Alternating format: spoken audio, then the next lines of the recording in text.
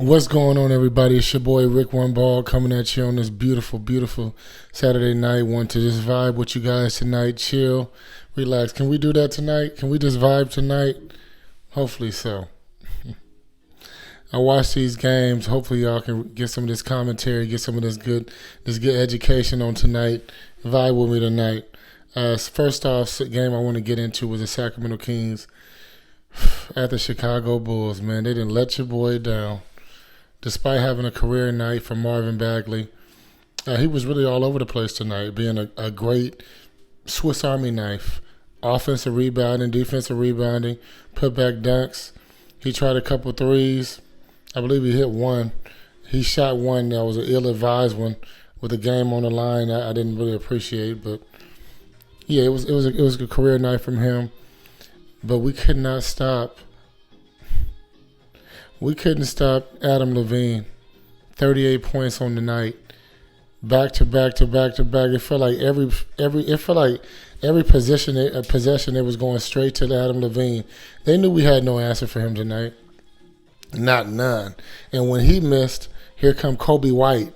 I mean, Kobe White, he cool, he's scrappy, but Kobe White, man, when he killing you with them threes, you know, little pull up three. It's like, damn, it sting different. If it's Adam Lavine is highly sought after even right now in this trade market. I know the trading deadline. Yeah, trading deadline is in March. He's going to be highly sought after. People are going to be trying to get their hands on Adam Lavine, not so much Kobe White. So when Kobe White is killing you from three, it's like, what do you do? What do you do?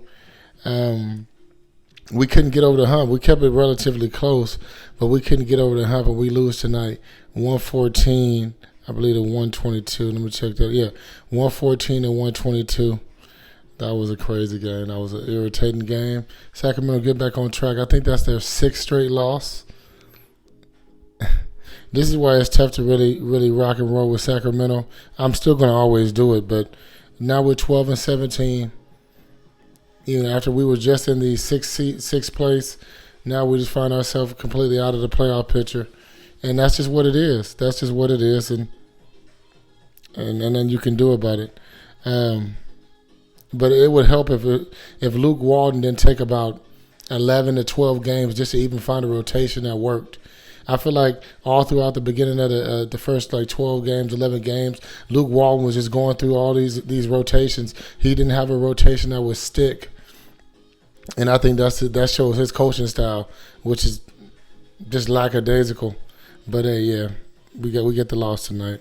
Next game I want to get into was what was the other game I was looking at? Was the Los Angeles Lakers versus the Miami Heat. This was an old finals matchup, obviously from last year, and the Los Angeles Lakers look like they're just going through the motions. You know, Anthony Davis is out with that Achilles strain, and it just feel like they're just going through the motions. Specifically, LeBron. I mean, like I said, I have tons of great things to say about LeBron, but it feel like he's bored with it. He's bored with it, and the reason why I know he's bored with it, with the game on the line, he's always been passive in the fourth quarter. When it comes down to the game being on the line, bro, I don't want to see Alex Caruso taking the game-winning shot. I don't want to see it. I want to see you taking the game-winning shot.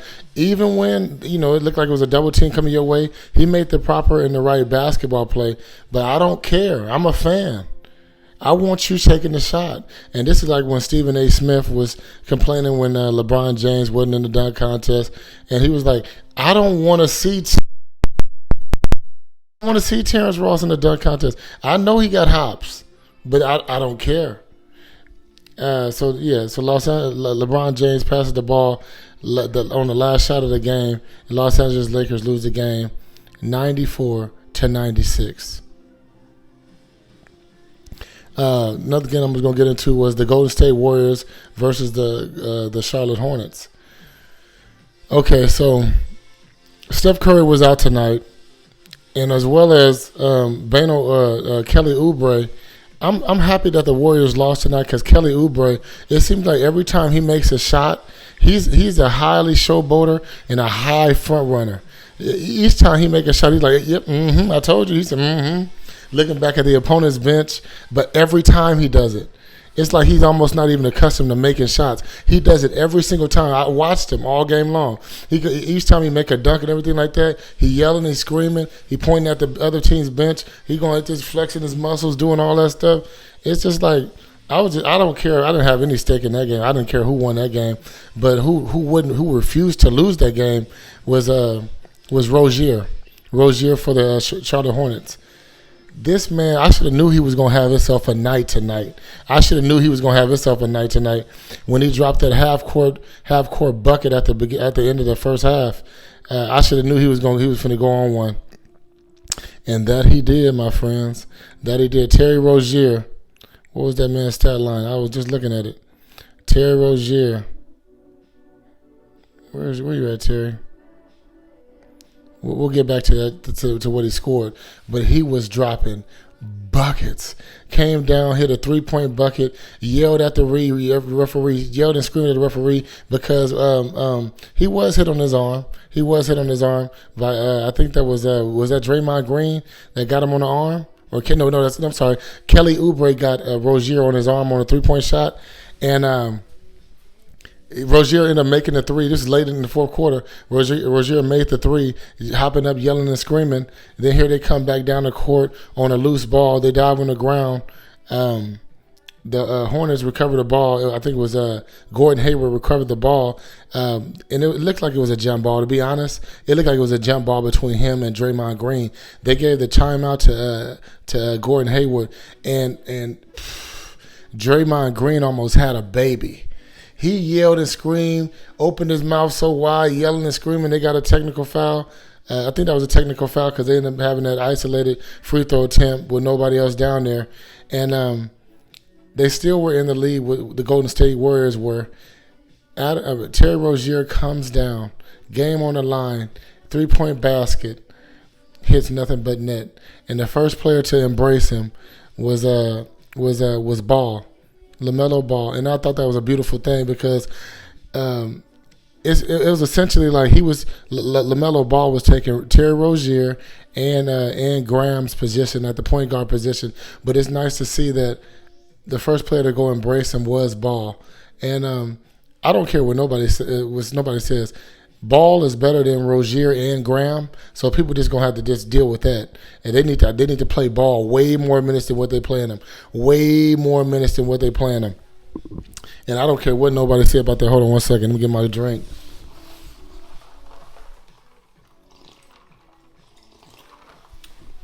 And don't start asking me, hey, Rick won ball. Ricky, what's in your cup? What's in the cup? We ain't playing that game, huh? Grown man. Got a little something in there.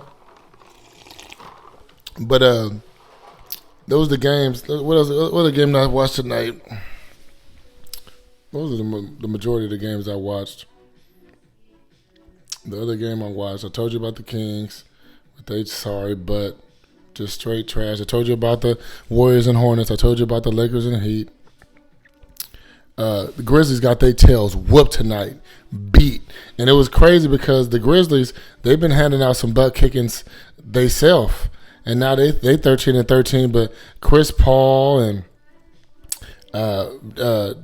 Devin Booker and Payne, even Payne came off the bench dropping some buckets. He got a real funny release on that shot, but he came off dropping some buckets. So that was funny. They won a night big, 128-97.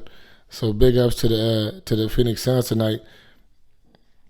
And that's my show for tonight. I just wanted to come at y'all, vibe tonight, talk about some NBA action and everything, and just give y'all a little vibe. You feel me? We are at, how many subscribers we at? 461. We've been kind of just chugging along, but I appreciate it. I love it. Love the support from my peoples, man. I appreciate you guys that even care about what I'm saying. It's a beautiful thing. I love the game of basketball. Like I said, I even got the whole studio of basketball. That's why I gave y'all the tour earlier and everything like that. But I just like I said, I genuinely, from the bottom of my heart, thank you guys for vibing with me with the way you do. And that's my Saturday night. I'm over here rambling now. Peace.